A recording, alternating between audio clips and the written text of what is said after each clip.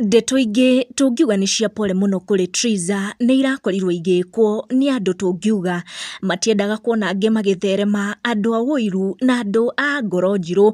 Kũratuĩka page ya Trizah ĩrarĩ na admin atatũ, na nĩo Trizah, mwanake ũyũ ũretwo Cool the technologist, na tata Ciigie ũrĩa aingĩ marakiuga ndangĩrahotire gũkorwo agĩtharia page ĩyo kana kũmĩengutia tondũ she was just an editor, na nĩ ndeto ciakorwo igĩtarĩrio nĩ mwanake ũyũ rĩu ũhetwo wĩra wa kũgeria gũcokia page ĩno ya Trizah. Na koguo harĩ aya erĩ, Trizah na mwanake ũyũ Cool, ũmwe wao niwe ũrakorirwo akĩmĩtharia. Ndeto rĩu yakorwo ĩkiumũthũrwo thutha wa gũtuĩka atĩ Cool nĩ arakoretwo agĩcemania na Karangu, ũgatuĩka ararĩ mũhe mbeca nĩguo akorwo agĩtharia page ĩyo ya Trizah, na gĩtũmi nĩ tondũ tu wa brands iria rĩu ihete Trizah wĩra, kuona brands icio nĩ competitors kũrĩ brands cia ex wake, tukauga ici no ngoro njirũ. Na ĩno nĩ ndũmĩrĩri yakorwo ĩkĩrekererio nĩ timu ĩno ya Trizah ĩrĩa ĩreka ũrĩa wothe ĩngĩhota nĩguo gũkorwo ĩgĩcokia page ĩyo.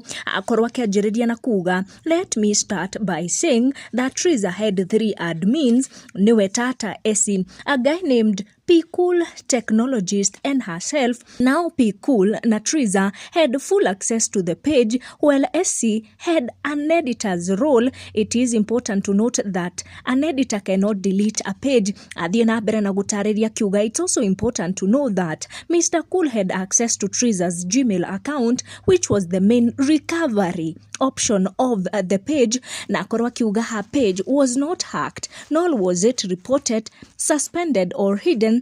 All those are not possible here on Facebook. As a matter of fact, there was no forced entry on the page. Whoever entered the page had full control and needed to access the Gmail. Na niho mbica ici cia mwanake ũyũ Cool macamanĩtie na makĩrĩanĩra na Karangu wa mũraya ciakorwo igĩtamba, arĩa rĩu makorwo magĩtarĩria makĩria atĩ her page was deleted for the motive you all know, and it was likely done by Cool because even on the activity log, his phone, Samsung S24, was the last device connected to the account before other unknown with fake addresses took over.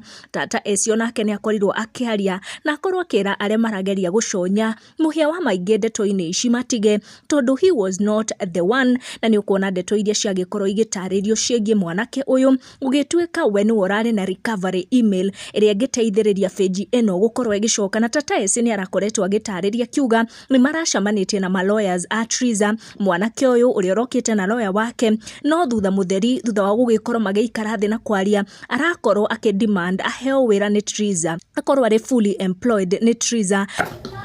Si muhia wa maige, musingize muhia ama Bruce kwa hii vita.